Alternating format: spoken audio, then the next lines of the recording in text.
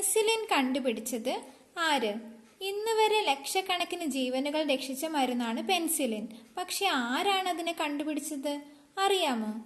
ഈ ചാനൽ നിങ്ങൾ ആദ്യമായാണ് കാണുന്നതെങ്കിൽ ചാനൽ സബ്സ്ക്രൈബ് ചെയ്യുക.